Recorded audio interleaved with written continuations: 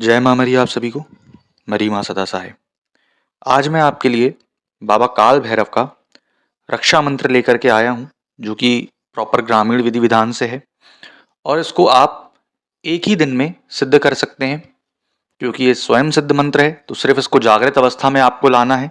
और जागृत अवस्था में कैसे लाना है, मंत्र क्या है, तो वीडियो के अंत तक बने रहें तो आपको समझ में आएगा कि कैसे आपको इसका प्रयोग करना है और आप इससे क्या क्या कार्य ले सकते हैं। सबसे पहले आप जैसे कि शिवरात्रि आने वाली है या अमावस्या, पूर्णिमा, मंगलवार या शनिवार, इन दिनों में से कोई भी एक दिन चूज करके इस मंत्र को आप सिद्ध कर सकते हैं और जागृत अवस्था में ला सकते हैं।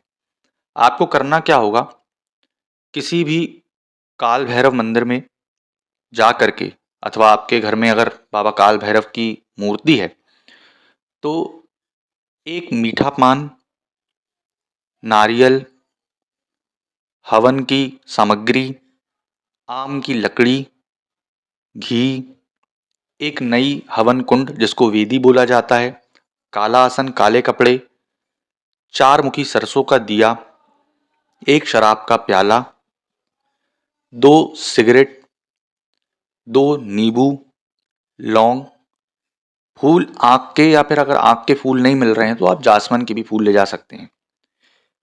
धूप दीप अगरबत्ती कर करके आपको दीपक प्रज्वलित करना है, फूल चढ़ाने हैं, पान चढ़ाना है, नारियल और वगैरह जो भी मैंने सामान बताया है वो आपको बाबा को अर्पित करना है, प्याला अर्पित करना है, चार मुखी दिया आपको लगाना है। उसके बाद काला आसन, काले कपड़े पहन करके आपको बैठ जाना है। ये जो मंत्र आप जागृत अवस्था में लाएंगे उस मंत्र का समय होगा रात्रि 9 के बाद। उसके बाद आप विधिवत आग को प्रज्वलित करें। प्रज्वलित करने के बाद आप बाबा काल भैरव से प्रार्थना करें कि हे बाबा काल भैरव, मैं आपके रक्षा मंत्र को, जो कि स्वयं सिद्ध है, जागृत अवस्था में लेकर के आना चाहता हूँ और कृपा कर इस मंत्र को आप जागृत करें, जिससे मैं जग ही जग कल्याण करूं और स्वयं की रक्षा करूं। रक्षा के अलावा मैं दूसरों की भी रक्षा कर सकूं। उसके बाद हवन सामग्री में घी को मिला लीजिए, 7 बार ओम श्री गणेशाय नमः का आहुति डालिए, 7 बार ओम नमः शिवाय की आहुति डालिए, 7 बार अपने कुल देवी देवता की आहुति डालिए। ठीक। उसके बाद जो आपको मंत्र दिया जाएगा उस मंत्र को 108 बार पढ़ते हुए आपको आहुति डालना है। ठीक। 108 आहुति जब हो जाएगी आपको नारियल को फोड़ना है, प्याले को चढ़ाना है, बाबा को पिलाना है। ठीक। और बाबा का जो भोग है सिगरेट, वो जला करके उनको देना है। जब हवन कुंड पूरा शांत हो जाए उसके बाद आप नारियल को, जो फोड़ा हुआ नारियल है, उसको आप चाहें तो बच्चों में बांट सकते हैं या विसर्जित कर सकते हैं अगर खाना नहीं है तो। उसके बाद आप आते हैं कि ये मंत्र तो जागृत अवस्था में आ जाएगा, लेकिन इसको प्रयोग कैसे करना है।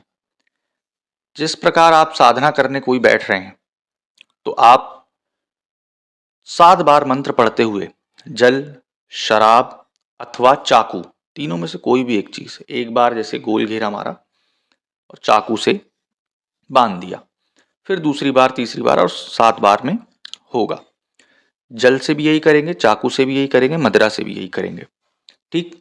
अगर आप किसी का उतारा छोड़ करके आते हैं, है ना, जैसे कि मैंने नींबू उतारा और उतारा को कहीं रख करके आ रहा हूं, तो वो रिटर्न बैक ना आए, है ना, तो इसी मंत्र से आप चाकू से 7 बार मंत्र पढ़ते हुए गोल घेरे में नींबू को या जो भी आपके उतारे की सामग्री रखी हुई है उसमें घेरा लगा करके वहां बाबा को प्याला अथवा सिगरेट दे दें तो रिटर्न बैक नहीं आएगा। ठीक।